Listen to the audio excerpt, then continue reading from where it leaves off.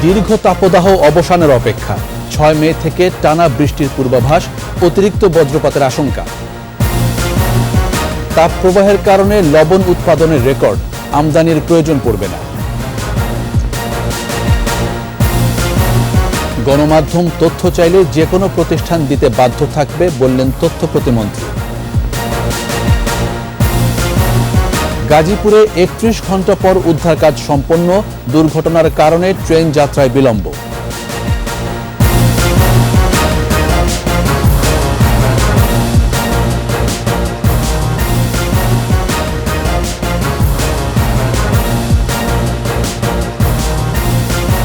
শুনছিলেন first security ইসলামী bank PLC সংবাদ শিরোনাম। আমন্ত্রণ সন্ধ্যা 7টার 21 সংবাদে। সাথে আছি আমি জাবের হোসেন। দর্শক, 21 টেলিভিশনের সংবাদ একই সাথে সরাসরি দেখতে পাবেন আমাদের ফেসবুক পেজ www.facebook.com/2124 অনলাইনে। ইতিহাসের দীর্ঘ সময় ধরে বয়ে চলা তাপপ্রবাহের অবসান হচ্ছে আর একদিন পর।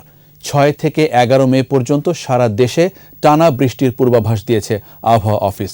সেই সাথে বজ্রপাতের সতর্কতাও দিয়েছে আবহাওয়া অফিস। মানিক শিকদারের রিপোর্ট। ৭৬ বছরের রেকর্ড ভেঙে এপ্রিলের প্রথম দিন থেকে শুরু হওয়া তাপপ্রবাহে অতিষ্ঠ সাধারণ মানুষ। গত কয়েকদিন সিলেট, চট্টগ্রাম, ঢাকাসহ দেশের কিছু কিছু এলাকায় বৃষ্টি হলেও বেশিরভাগ অঞ্চলে এখনও স্বস্তি ফেরেনি। আগামী ৪৮ ঘণ্টায় দ্রুত বদলাবে আবহাওয়ার চিত্র। সিলেট, চট্টগ্রামের মতো সারা দেশে মেঘের বিস্তার লাভ করবে। এরপর সপ্তাহব্যাপী দেশজুড়ে টানা বৃষ্টির সম্ভাবনা দেখছে আবহাওয়া অফিস। দীর্ঘ ব্যক্তিকালের যে তাপ প্রবাহ 6 তারিখ থেকে তা অবসান হতে যাচ্ছে এবং আজকের ভোররাত থেকেই দেশের বিভিন্ন অঞ্চলে, বিশেষ করে সিলেট এবং চট্টগ্রাম এবং ঢাকার মধ্য অঞ্চলে শুরু হবে এবং ক্রমান্বয়ে বিস্তার লাভ করে আগামীকাল থেকে 11 তারিখ পর্যন্ত প্রায় প্রত্যেক দিনই আমাদের এই অঞ্চলে অস্থায়ীভাবে দমকা বাতাস ও ঝোড়ো হাওয়া সহ বৃষ্টি অথবা বজ্রসহ বৃষ্টিপাতের সমূহ সম্ভাবনা তৈরি হয়েছে। বৃষ্টিতে স্বস্তি ফিরলেও অতিরিক্ত বজ্রপাতের আশঙ্কা করছেন আবহাওয়া বিশেষজ্ঞরা। এই বজ্রপাতজনিত প্রাণহানির সংখ্যা বৃদ্ধি পাচ্ছে। 6 তারিখ থেকে বিশেষ করে 11 তারিখ পর্যন্ত বজ্রমেঘের তাণ্ডবতা বেড়ে যাবে। এদিকে বাতাসে অতিরিক্ত আর্দ্রতার কারণে আগামী দুদিন গরমের অনুভূতি বেশি হতে পারে। সেই দিকে আমাদের সাবধানতা অবলম্বন করতে হবে। মানিক শিকদার, 21 টেলিভিশন, ঢাকা। তাপমাত্রা কিছুটা কমলেও এখনও দেশের বিভিন্ন জেলার ওপর দিয়ে বইছে তাপপ্রবাহ। কিছু জায়গায় বৃষ্টি হলেও এখনও অনেক জেলায় দেখা মেলেনি। তাই গরমের অস্বস্তি নিয়েই কাটছে দিন। আর সকালের দিকে বাতাস অনুভূত হলেও বেলা বাড়ার সাথে সাথে বাড়ে রোদের তাপও। প্রতিনিধিদের তথ্য, ছবিতে মাসুম আলিসার প্রতিবেদন। যশোর, চুয়াডাঙ্গা ও বাগেরহাট জেলার উপর দিয়ে তীব্র তাপপ্রবাহ বয়ে যাচ্ছে। চাঁদপুর, মৌলভীবাজার জেলাসহ ঢাকা, ময়মনসিংহ, রাজশাহী, রংপুর ও বরিশাল বিভাগ এবং খুলনা বিভাগের বাকি অংশের ওপর দিয়ে মৃদু থেকে মাঝারি তাপপ্রবাহ বয়ে যাচ্ছে এবং তা আরও কয়েকদিন অব্যাহত থাকতে পারে। যশোরে সকালের দিকে তাপমাত্রা কিছুটা সহনশীল ছিল, মৃদু বাতাসও বইছিল, কিন্তু বেলা বাড়ার সাথে সাথে তাপও বাড়তে থাকে। বৃষ্টির অপেক্ষায় জেলার মানুষ। 1 মাসেরও বেশি সময় ধরে চলা তাপপ্রবাহে নাকাল জেলার মানুষ। গরম তো আসে, কিন্তু গরমের জন্য দাঁড়ানো যায় না, দেখা কেনাও সেরকম করা যায় না, তাহলে কি কষ্ট। মানুষের জীবনযাত্রার পরিচালনা করা খুব কঠিন হয়ে যাচ্ছে। অতি তীব্র তাপপ্রবাহে চুয়াডাঙ্গার জনজীবন অচল হয়ে পড়েছে। গরমে সদর হাসপাতালে শিশু ও বয়স্করা অসুস্থ হয়ে ভর্তি হচ্ছে, ক্ষতি হচ্ছে ফসলের। আবহাওয়া অফিস জানিয়েছে, আগামী 6 মে থেকে 12 মে পর্যন্ত চুয়াডাঙ্গায় বৃষ্টির সম্ভাবনা রয়েছে। এ সময়ের মধ্যে ফসল সংগ্রহের পরামর্শ দেওয়া হয়েছে। 1 মাস যাবৎ যে তাপমাত্রা পড়তেছে, আমরা ছাদে ছাদে কাজ করতেছি, তো আমাদের খুব কষ্ট হচ্ছে। দেশের কিছু স্থানে বৃষ্টি হলেও ময়মনসিংহে এখনো বৃষ্টির দেখা মেলেনি। এখনো চলছে তাপপ্রবাহ। গরমের কষ্টে দিন কাটছে খেটে খাওয়া মানুষের। ঠিকমতো কাজ করতে পারছেন না দিনমজুররা। প্রয়োজন ছাড়া মানুষ ঘরের বাইরে খুব একটা বের হচ্ছেন না। নাটোরেও বৃষ্টির দেখা মেলেনি। সকালের দিকে বাতাস হলেও বেলা বাড়ার সাথে সাথে রোদের তেজও বাড়ে। গরমের কারণে যাত্রী কম থাকায় রিকশা চালক সহ দিনমজুরের আয় কমেছে। পাবনায় অসহনীয় তাপে জনজীবন বিপর্যস্ত। আজও জেলার স্কুল কলেজ বন্ধ। পানির স্তর নিচে নেমে যাওয়ায় দেখা দিয়েছে পানি সংকট। তীব্র গরমে ডায়রিয়া সহ নানা রোগে আক্রান্ত হচ্ছে শিশু সহ সব বয়সের মানুষ। তাপ প্রবাহের কারণে হিলিতে যথারীতি স্কুল কলেজ ও মাদ্রাসা বন্ধ রয়েছে। এখন আমাদের ক্লাস শুরু হয় 10টার দিকে, আমরা এখন স্কুলে এসে দেখি যে স্কুল বন্ধ। সেই বিষয়টা যদি আমাদেরকে আগে বলতো তাহলে আমাদের ভালো হতো, এত দূর থেকে আসা লাগতো না। তাপ প্রবাহ থেকে মুক্তি পেতে বৃষ্টির অপেক্ষায় গরমের কষ্টে থাকা মানুষেরা। মাসুম আলিসা, 21 টেলিভিশন। 63 বছরের ইতিহাসে রেকর্ড লবণ উৎপাদনের দ্বারপ্রান্তে দেশ। তাপপ্রবাহ অব্যাহত থাকলে চলতি মৌসুমে লক্ষ্যমাত্রা পূরণ হয়েও কয়েক লাখ টন বাড়তি লবণ উৎপাদনের সম্ভাবনা দেখছে ক্ষুদ্র ও কুটির শিল্প কর্পোরেশন বিসিক। কক্সবাজার প্রতিনিধি আব্দুল আজিজের তথ্য, ছবিতে মাসুম আলিসার প্রতিবেদন। কক্সবাজার ও চট্টগ্রামের বাঁশখালী উপকূলে লবণ চাষে আশীর্বাদ হয়ে এসেছে চলমান তীব্র তাপপ্রবাহ। মাঠে গরমের তাপ আর বাতাস আরও বাড়িয়ে দিচ্ছে লবণের উৎপাদন। মৌসুমের শেষ পর্যায়ে এসে গড়ে প্রতিদিন উৎপাদিত হচ্ছে 35,000 মেট্রিক টন লবণ। গত বছর এই সময়ে যা ছিল গড়ে 30 থেকে 32,000 মেট্রিক টন।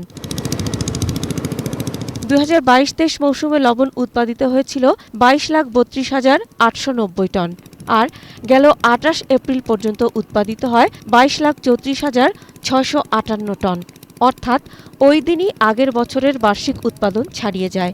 আগামী এক সপ্তাহ বৃষ্টি না হলে চলতি বছর লবণ উৎপাদনের লক্ষ্যমাত্রা ছাড়িয়ে যাবে বলে আশা সকলের। রেকর্ড লবণ উৎপাদনে খুশি মাঠ পর্যায়ের চাষি, ব্যবসায়ী ও লবণে নির্ভরশীল কক্সবাজারের মানুষ। আর যদি মাড়ার লবণের দাম যদি মঙ্গলেও মাঠ মঙ্গলেও লবণের দাম ভাড়া তা হরি উৎপাদনের মধ্যে 200 মন 220 মন এই দূরে এই পর্যন্ত উৎপাদন হচ্ছে, কিন্তু দাম হচ্ছে না। গরম যখন বেশি পড়তেছে, আমরা 3 দিনের ভিতরে তুলতে পারছি লবণ। লক্ষ্যমাত্রা অর্জিত হলে লবণ আমদানির কোনো প্রয়োজনই হবে না। আমাদের উৎপাদন কোনো সময়ই আমরা 22 ক্রস করতে পারিনি। তো এইবার হয়তো 22 ক্রস করে ফেলবো। তো এই অর্থে এই নয় যে আমরা রেকর্ড ভঙ্গ করছি, উৎপাদনের রেকর্ড ভঙ্গ করছি। চলতি মৌসুমে লবণ উৎপাদিত হচ্ছে 68,357 একর জমিতে। গত বছর যা ছিল 66,424 একরে। চাষির সংখ্যাও 1,228 জন বেড়ে দাঁড়িয়েছে 40,695 জনে। সিজনটা প্রলম্বিত, প্লাস আপনার আমাদের জমির পরিমাণ কিন্তু এবছর বৃদ্ধি পেয়েছে 1900 একরের বেশি। তো যার জন্য আমরা আশাবাদী যে আবহাওয়াটা যদি আর কয়েকদিন কন্টিনিউ করে তাহলে আমাদের যে টার্গেট আছে 25,28,000 মেট্রিক টন, সেটা অর্জন হবে বলে আমরা আশা করি। লাভবান হতে চাষিদেরকে ধীরে ধীরে ক্রুড লবণ বিক্রির পরামর্শ বিসিকের। মাসুম আলিসা, 21 টেলিভিশন। দেশে গণমাধ্যমের অনেক বিকাশ হয়েছে, তবে ছোট বড় কিছু সমস্যা আছেই। সব সমাধান হয়ে গেছে এমনটা দাবি করে না সরকার। তথ্য ও সম্প্রচার প্রতিমন্ত্রী মোহাম্মদ আলী আরাফাত বলেছেন, এসব সমস্যা নিয়ে রিপোর্টার্স উইদাউট বর্ডার্সের প্রতিবেদন যথাযথ নয়। বিশ্ব মুক্ত গণমাধ্যম দিবসের আলোচনায় প্রতিমন্ত্রী আরও বলেন, গণমাধ্যম তথ্য চাইলে যে কোনো প্রতিষ্ঠান দিতে বাধ্য থাকবে। রিপোর্টে বাকিটা জানাচ্ছেন মোহাম্মদ নুরুন নবী। বিশ্বে গণমাধ্যমকে উন্মুক্ত দাবি করা হলেও আসলে কতটা মুক্ত? কোথাও না কোথাও মানবাধিকার লঙ্ঘনের ঘটনা ঘটছে। সবকিছু গণমাধ্যমে উঠে আসে না, আসতে দেয়া হয় না। রাষ্ট্র ব্যবস্থা, আমলাতন্ত্র কিংবা পেশি শক্তির দৌরাত্ম্যের বহিঃপ্রকাশে গণমাধ্যমের এই দৈন্যদশা। ব্যক্তি বা গোষ্ঠীর সাথে আঘাত গণমাধ্যম কর্মীদের পেশাগত দায়িত্ব পালনের পথেও বড় বাধা সৃষ্টি করে। চ্যালেঞ্জ বাড়িয়েছে অপতথ্য ও মিথ্যা তথ্যের যথেচ্ছ উপস্থিতিও। এসব বিষয়ে আলোচিত হলো বিশ্ব গণমাধ্যম দিবসের আলোচনায়। আমরা যত জনস্বার্থমূলক মামলা করি, আমরা কিন্তু তার বেশিরভাগ তথ্যই সাংবাদিকদের কাছ থেকে পাই। যে সমস্ত ঢাকার চারপাশে জমি দখলকারী রিয়েল এস্টেট ব্যবসায়ী এবং যার বিরুদ্ধে বেলা রিজওয়ানাকে লড়তে হচ্ছে আইনগতভাবে, তারা প্রত্যেকে টেলিভিশন আছে, পত্রিকা আছে, অনলাইন আছে। গণমাধ্যম ও সাংবাদিক নিয়ন্ত্রণে 9টি আইন রয়েছে। 3টি নতুন আইন পাশের পথে। এমন বৈরী পরিবেশে গণমাধ্যম কর্মীদের পেশাগত দায়িত্ব বজায় রাখা সংকটাপূর্ণ হয়ে উঠেছে। ব্যক্তিগত নিরাপত্তা বিঘ্নিত হচ্ছে, তেমনি আইনের মারপ্যাচে হয়রানি তো আছেই। আমি যে সংবাদ পাঠক চায় সেই সংবাদ আমি প্রকাশ করতে পারি না, যার জন্য পত্রিকা অ্যাড আসে না, আর অ্যাড না আসলে আমি টাকা দেবো। অনেক আইন আছে, সবগুলোই হচ্ছে অপ্রেসিভ, কোনটা করতে পারবে না, সহায়ক কোনো আইন নাই। বিদ্যমান সংকটের সাথে একমত হলেন তথ্য ও সম্প্রচার প্রতিমন্ত্রী। উপনিবেশিক আমলের অফিসিয়াল সিক্রেসি অ্যাক্টের সংস্কৃতি হতে দেশকে বের করে আনার সদিচ্ছার কথা জানালেন। যখন সমালোচনার নামে অপতথ্য, মিথ্যাচার, অপপ্রচারের মাধ্যমে এক ধরনের agenda based systematic disinformation campaign করা হয়, সেগুলো কিন্তু আমরা বুঝি এটা কে করছে, কারা করছে, কেন করছে। সেই বিষয়গুলোকে আমরা একেবারেই ডিনাউন্স করি এবং নিন্দা জানাই।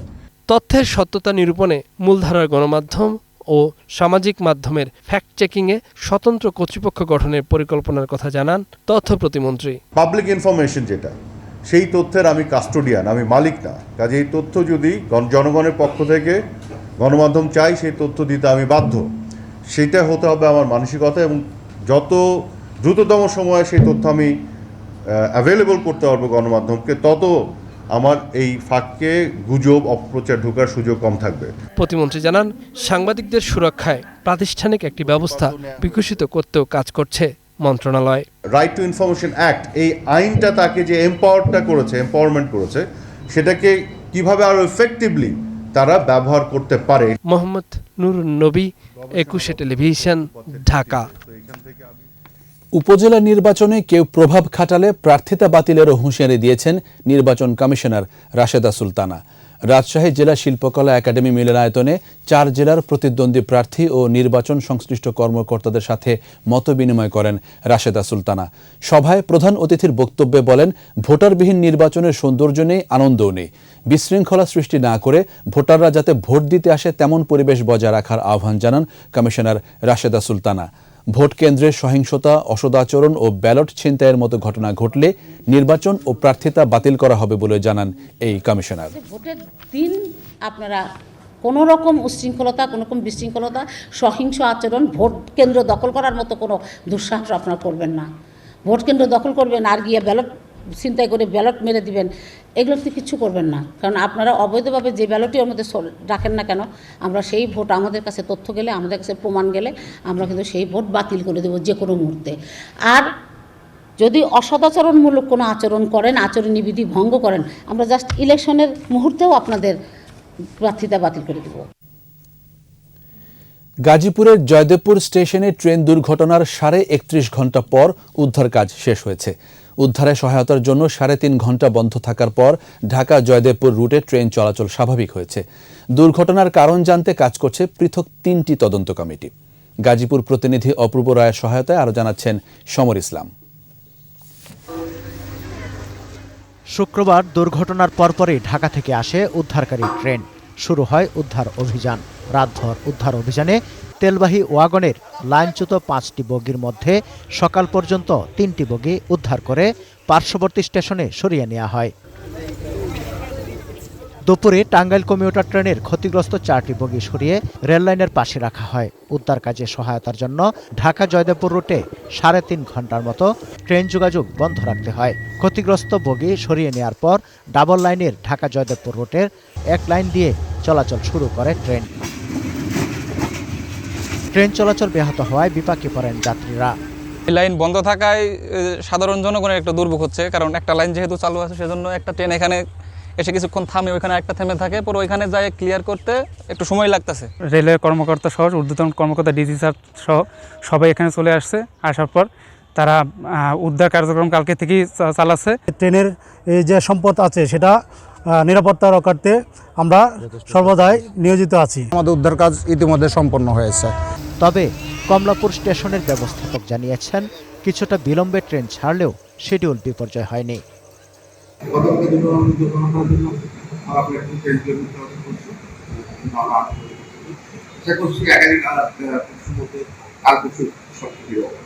শুক্রবার দুপুরে টাঙ্গাইল থেকে আসা কমিউটার ট্রেনটি জয়দেবপুরে যাত্রাবিরতি শেষে ঢাকায় যাওয়ার পথে ছোটদেওরা এলাকায় তেলবাহী ট্রেনের সাথে সংঘর্ষ হয়। এতে যাত্রীবাহী ট্রেনের ইঞ্জিন ও 5টি বগি এবং মালবাহী ট্রেনের 4টি বগি লাইনচ্যুত হয়। দুর্ঘটনার পর জেলা প্রশাসন ও রেলওয়ে বিভাগের গঠিত 3টি আলাদা তদন্ত কমিটি কারণ অনুসন্ধানে কাজ করছে। সমর ইসলাম, 21 টেলিভিশন। এদিকে ঢাকা শিবচর ভাঙ্গা রুটে চন্দনা কমিউটার ও ভাঙ্গা কমিউটার ট্রেন উদ্বোধন করা হয়েছে। সকালে মাদারীপুরের শিবচর রেল স্টেশনে ভাঙ্গা ঢাকা ভাঙ্গা রুটে চন্দনা কমিউটার ও ভাঙ্গা কমিউটার ট্রেনের উদ্বোধন করেন রেলমন্ত্রী জিল্লুল হাকিম। এ সময় জাতীয় সংসদের চিফ হুইপ নুরি আলম চৌধুরী, রেলওয়ের মহাপরিচালক সর্দার শাহাদাত চৌধুরী, রেলপথ মন্ত্রণালয় সম্পর্কিত স্থায়ী কমিটির সভাপতি ABM ফজলে করিম চৌধুরী উপস্থিত ছিলেন। ট্রেন দুটি চালু হওয়ায় রাজবাড়ী, ফরিদপুর ও মাদারীপুরের যাত্রীরা ঢাকা যাতায়াতের সুফল পাবেন।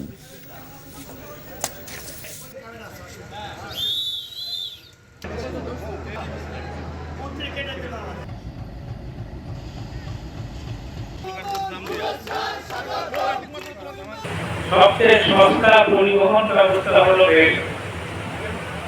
আপনি যাত্রী পরিবহন করেন এবং এই যে মাল পরিবহন করেন, সবচেয়ে যোগাযোগ মাত্র এটা মানুষের দ্বারা পৌঁছায় দেওয়ার জন্য ভারতের প্রধানমন্ত্রীর একটা পরিকল্পনা।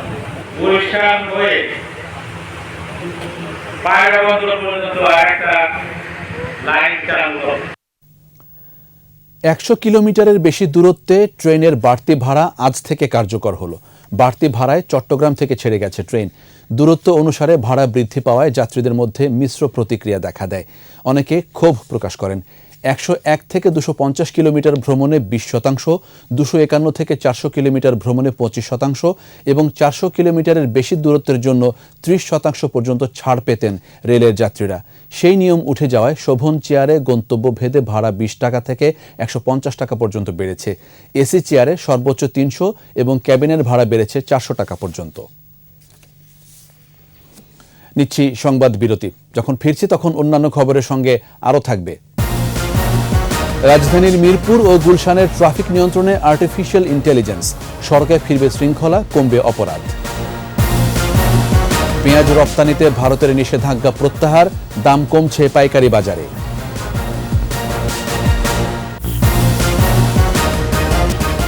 আবারও আমন্ত্রণ সন্ধ্যা 7টার 21 সংবাদে। আর্টিফিশিয়াল ইন্টেলিজেন্স AI ব্যবহারে বদলে যাবে দেশের ট্রাফিক ব্যবস্থা। সড়কে শৃঙ্খলা ফেরানোর পাশাপাশি অপরাধ মোকাবেলায় সুফল পাবে ট্রাফিক বিভাগ। এরই মধ্যে রাজধানীর মিরপুর ও গুলশানে চালু হয়েছে AI সুবিধাপ্রাপ্ত ট্রাফিক ব্যবস্থা।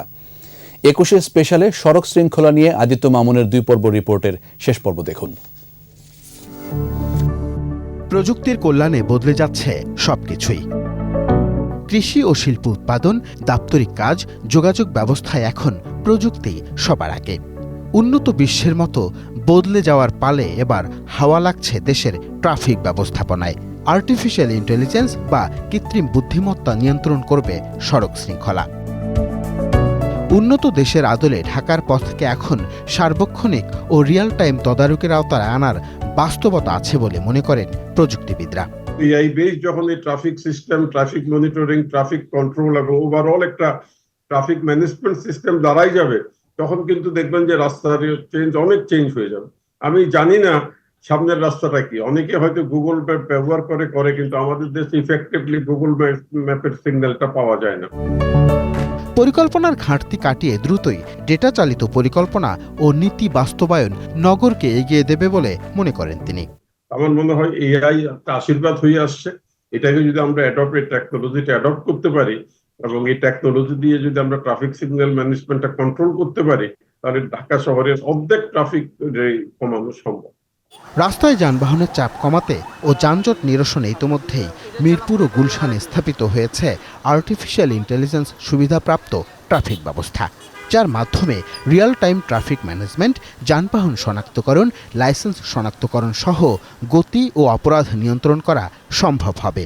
যখনই কোনো ধরনের ইনসিডেন্ট ঘটে, সাথে তখন ঘন্টার পর ঘন্টা সিসিটিভি ফুটেজ অ্যানালাইসিস না করে শুধুমাত্র সেই পার্টিকুলার লাইসেন্স প্লেট নাম্বার বা সেই পার্টিকুলার গাড়ির ধরন বা সেই গাড়ির রং দিয়ে সার্চ করে কোন কোন রাস্তায় সেই গাড়িটা গিয়েছে, কোন রাস্তায় সেই গাড়িটার লাইসেন্স প্লেট ভায়োলেট করছে সেটাকে শনাক্ত করতে পারে। এর পাশাপাশি কোন ভেহিকেল রাস্তার মধ্যে হুট করে দাঁড়িয়ে যাচ্ছে, যেমন বাসের ক্ষেত্রে আমরা দেখি যে রাস্তার মধ্যে হুট করে দাঁড়িয়ে যায়, তো এইসব বাসদেরকে আইডেন্টিফাই করে সঠিকভাবে তথ্যটা আইন শৃঙ্খলা রক্ষাকারী বাহিনীর কাছে পরিবেশন করতে পারছে এবং পরবর্তীতে তারা চাইলে সেই আইনানুগ ব্যবস্থা নিতে পারছে সহজেই এই এভিডেন্সের মাধ্যমে।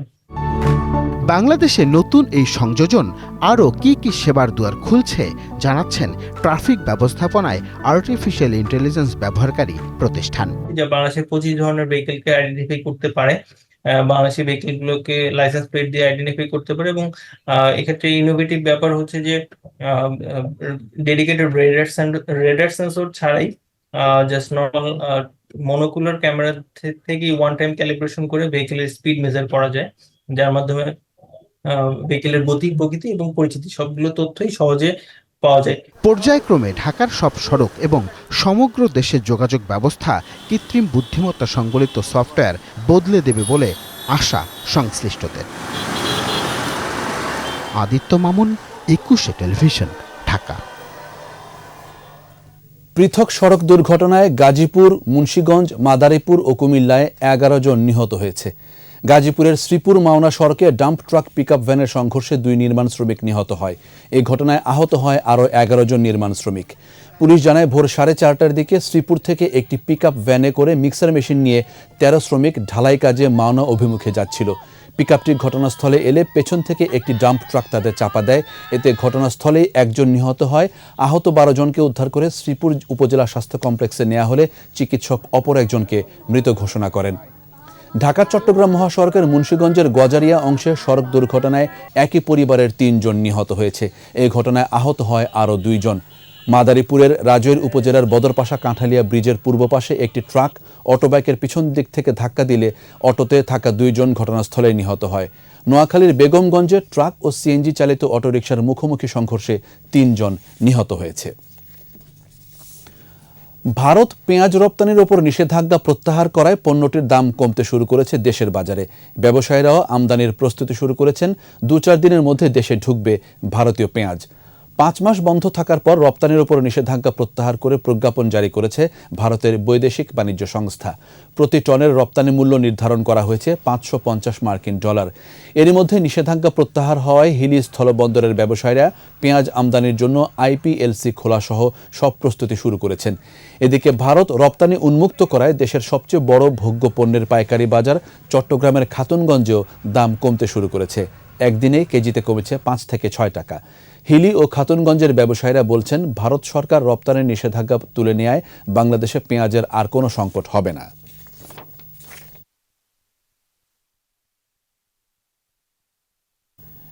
অনুকূল আবহাওয়ায় মেহেরপুরে এবার গমের চাষ হয়েছে লক্ষ্যমাত্রার চেয়েও প্রায় 300 হেক্টর বেশি জমিতে। অন্যদিকে অন্য ফসলের লাভ বেশি পেয়ে গমের আবাদ থেকে মুখ ফিরিয়ে নিচ্ছেন ঠাকুরগাঁওয়ের চাষিরা। মেহেরপুর প্রতিনিধি ফারুক হোসেন ও ঠাকুরগাঁও প্রতিনিধি SM জসিমউদ্দিনের তথ্যচিত্রে আরও জানাচ্ছেন সমর ইসলাম। অনুকূল আবহাওয়া থাকায় মেহেরপুর জেলায় 12,775 হেক্টর লক্ষ্যমাত্রার স্থলে 13,065 হেক্টর জমিতে গমের আবাদ করেছেন চাষিরা। বাড়ি 30, 33 ও BW 3 জাতের গম চাষে বিঘা প্রতি 18 থেকে 20,000 টাকা খরচ হয়েছে তাদের। গম বুনেছি আমরা, তো শীত পড়ার কারণে যা গমটা একটু ভালো হয়েছে, এই কারণে জানি গমটা আমাদের একটু দেখতে ভালো লাগে। গম বুনেছি তার থেকে বেশি, যদি দাম ভালো পায় তাহলে আগামী সনে আরো বেশি করে বুনবো। রোগবালাই না থাকায় বেশ লাভবান হবেন চাষিরা, আশাবাদী কৃষি বিভাগও। 18-19 থেকে যে বৃষ্টিটা হয়, বৃষ্টি পরবর্তীতে প্রচুর শীত পড়ায়, গমের এখন ফলারিং পর্যায়ে, এটা আমাদের একটা সেচের কাজ করেছে। গমের অবস্থা অত্যন্ত ভালো আছে, আশা করি আমরা ফলন ভালো পাবো। তবে ভিন্ন চিত্র একসময়ের গম আবাদে দেশসেরা ঠাকুরগাঁও জেলায়। বেশি লাভ পেয়ে অন্য ফসলে ঝুঁকেছেন অনেকে। গমের গাছ কেটে বেশি দামে গোখাদ্য হিসেবেও বিক্রি করছেন কেউ কেউ। সারের দাম বেশি, তারপরে ভুট্টা ফলন হয় বেশি, ভুট্টার দাম বেশি, এই জন্য গম বাদ দিচ্ছে। গম লাগাইতাম, কিন্তু গমে আমাদের প্রফিট আসে না। যেদিকে লাভবান ওদিকে কৃষক আমার তো দূর আছে। গম কাটার পরে আবার ভুট্টা লাগালে আবার টাকা পাইতেছি, একটার পর একটা জিনিস আসতেছে। গমের আবাদ বাড়াতে প্রণোদনা হিসেবে কৃষকদের বিনামূল্যে বীজ সার দিয়েছিল কৃষি বিভাগ। কৃষক যেন গমকে ধরে রাখে এবং উৎপাদনটাকে চলমান রাখে, সেই জন্য প্রণোদনা দেওয়া হয়। এই বছর 8,000 কৃষককে গম চাষের জন্য বীজ এবং বিনামূল্যে বীজ এবং সার বিতরণ করা হয়েছে। তবে ঘাস হিসেবে বিক্রি করা গম আবাদের লক্ষ্যমাত্রায় ধরেনি দপ্তরটি। সমর ইসলাম, একুশে টেলিভিশন। বিদ্যুৎ উৎপাদনের রেকর্ড উচ্চতায় দেশ। এই অবস্থায় রাত ৮টার পর দোকানপাট, শপিং মল বন্ধের ঘোষণায় উদ্বিগ্ন ঢাকা দক্ষিণ সিটি কর্পোরেশন এলাকার ব্যবসায়ীরা। তবে বিদ্যুৎ সাশ্রয়ী এই সিদ্ধান্ত মেনে নেয়ার আহ্বান ডিএনসিসি কর্তৃপক্ষের। তৌহিদুর রহমান রিপোর্ট।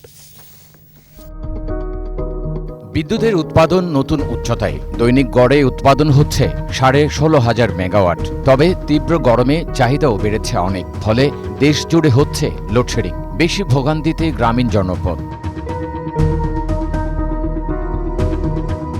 পরিস্থিতি সামাল দিতে পিক আওয়ারে রাজধানীতে বিদ্যুতের চাহিদা কমানোর উদ্যোগ নিচ্ছে ঢাকা দক্ষিণ সিটি কর্পোরেশন ডিএসসিসি। ইতিমধ্যে রাত ৮টার পর দোকানপাট বন্ধের মৌখিক ঘোষণা এসেছে। ব্যবসায়ীরা বলছেন, গরমের কারণে দিনের বেলায় ক্রেতা খুবই কম। রাত ৮টায় দোকান বন্ধ হলে ক্ষতিগ্রস্ত হবেন তারা। আমাদের মূলত কাজটা আর কি রাতের দিকে একটু চাপ থাকে বেশি। আপনার সব ডিস্ট্রিক্টের পার্সেলগুলো রাত্রেবেলা পাঠানো হয়। আমরা 7টা পর্যন্ত ঢাকার পার্টির সাথে ডিল করি, 7টার পরে এলে ডিস্ট্রিক্ট পার্টি, তখন আমাদের একটু সমস্যা হয়ে যাবে। সারাদিন বসে থেকে গরমের মধ্যে কাস্টমার আসতেছে না, সেক্ষেত্রে আমরা 8টার পরিবর্তে যদি আরেকটু বেশি খোলা রাখতে পারি, আশা করতে পারি হয়তো বা আমরা আরেকটু বেটার বেচাকেনা করতে পারবো। ডিএসসিসি বলছে, বিদ্যুৎ বিভাগের আহ্বানে রাত 8টার পর দোকানপাট, শপিং মল, মার্কেট বন্ধের এই উদ্যোগ। রাতের বেলা সন্ধ্যার সময় কিন্তু পিক আওয়ার, সবগুলা বাড়ি ঘরে একসাথে বাতিগুলা ক্লিক করে বা জ্বলে উঠে, তখন স্বাভাবিক বিদ্যুতের চাহিদাটা একটু বেশি হয়ে যায়। তবে বিদ্যুৎ বিভাগ বলছে 20,000 মেগাওয়াট পর্যন্ত যোগান দেওয়ার সক্ষমতা আছে তাদের। 20,000 মেগাওয়াট পর্যন্ত ইভেন যদি চাহিদা হয়, আমাদের সেই উৎপাদনের সক্ষমতা আছে। মূল চ্যালেঞ্জটা আসলে প্রাথমিক জ্বালানির যোগান দেওয়া, সেটার আর্থিক সংস্থান করা। তো সেই কারণে আমরা যেটা দেখবেন যে গত 10 দিনে যদি দেখেন যে আমাদের চাহিদা বাড়ার সাথে সাথে আমরা কিন্তু উৎপাদনও বাড়াচ্ছি। এদিকে আর্থিক ক্ষতি বিবেচনায় রাত 8টার পরও দোকানপাট, মার্কেট খোলা রাখার দাবি ব্যবসায়ী নেতাদের। ব্যবসায়ীদের কষ্ট হচ্ছে, তা তো হচ্ছেই, কিন্তু ক্রেতারও তো কষ্ট হচ্ছে। আপনি এই সবগুলো যদি বিবেচনায় আনেন, তাহলে আমার মনে হয় যে আপনার এই অন্তত মিনিমাম রাত্র 9টা পর্যন্ত যদি দোকানপাট খোলা রাখার ব্যবস্থা করাটা হয়, তাহলে ভোক্তা সাধারণত ক্ষতিগ্রস্ত। ব্যবসায়ীদের সাময়িক ক্ষতি হলেও অস্থায়ী সিদ্ধান্ত মেনে নেওয়ার আহ্বান ডিএসসিসির প্রধান নির্বাহী কর্মকর্তার। ক্ষতিগ্রস্তের বিষয়তে সবচেয়ে বড় কথা হচ্ছে যে এখানে সার্বিক বিষয়গুলো আপনাকে এখানে বিবেচনায় নিতে হবে। তৌহিদুর রহমান, একুশে টেলিভিশন, ঢাকা। দ্বিতীয় বিষয়, আবারও সংবাদ বিরতি। যখন ফিরছি তখন অন্যান্য খবরের সঙ্গে আরও থাকবে। গাজায় যুদ্ধবিরতির তৎপরতা জোরদার, যুক্তরাষ্ট্রের বিশ্ববিদ্যালয়ে বিক্ষোভ অব্যাহত। দেখছেন সন্ধ্যা 7টার একুশে সংবাদ। অনলাইন ভিত্তিক উগ্রবাদ প্রতিহত করতে ধর্মীয় নেতাদের করণীয় শিরোনামে সেমিনারের আয়োজন করেছে বাংলাদেশ সরকারি কলেজ ইমাম মুয়াজ্জিন ঐক্য পরিষদ। জাতীয় প্রেস ক্লাবে আয়োজিত সেমিনারে প্রধান আলোচক ছিলেন ধর্ম মন্ত্রণালয় বিষয়ক সংসদীয় স্থায়ী কমিটির চেয়ারম্যান মাওলানা হুসামউদ্দিন চৌধুরী ফুলতলি।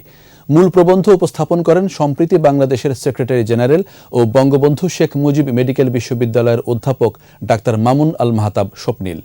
সেমিনারে বক্তারা বলেন, অনলাইন ভিত্তিক উগ্রবাদ ও গুজব বন্ধে সবচেয়ে বেশি ভূমিকা রাখতে পারেন ধর্মীয় নেতারা। দেশের সংবিধান রক্ষা এবং প্রচলিত আইনের প্রতি দায়িত্বপূর্ণ হবার আহ্বানও জানানো হয় সেমিনারে।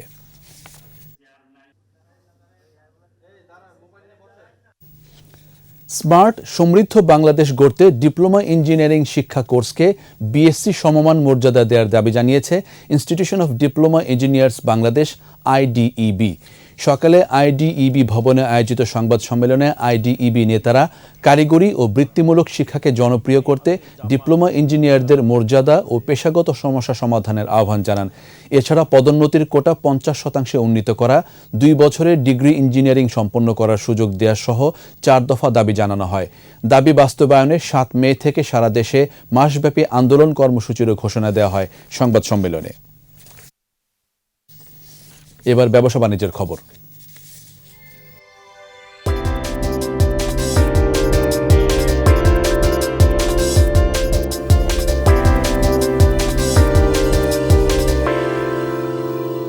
তাপদাহে প্রাণী সম্পদের ক্ষতি প্রতিরোধে রাজধানীতে আলোচনা সভা করেছে Bangladesh cement sheet manufacturing association.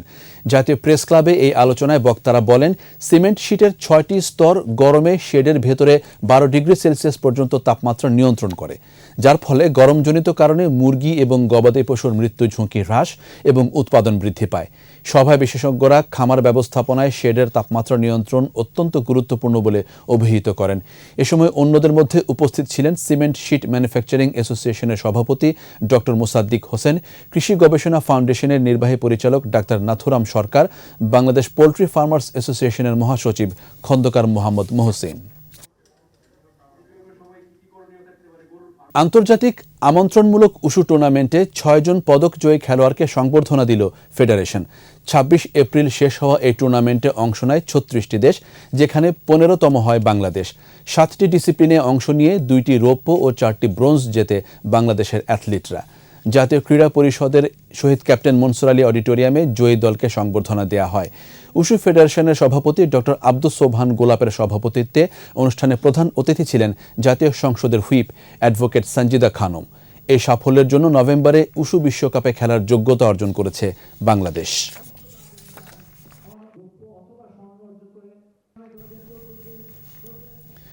আর এরই সাথে শেষ করছি সন্ধ্যা 7টার 21 সংবাদ। যাবার আগে ফার্স্ট সিকিউরিটি ইসলামী ব্যাংক পিএলসি সংবাদ শিরোনামগুলো আরও একবার। দীর্ঘ তাপদাহ অবসানের অপেক্ষা, 6 মে থেকে টানা বৃষ্টির পূর্বাভাস, অতিরিক্ত বজ্রপাতের আশঙ্কা। তাপ প্রবাহের কারণে লবণ উৎপাদনের রেকর্ড, আমদানির প্রয়োজন পড়বে না।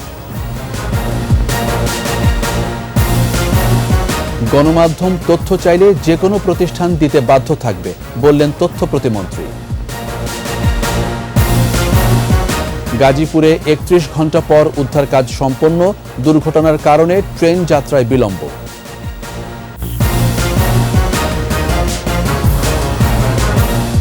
একুশে টেলিভিশনের সর্বশেষ খবর জানতে ডায়াল করুন 2021 নম্বরে, আর ভিজিট করুন ekushe-tv.com এই ওয়েবসাইট।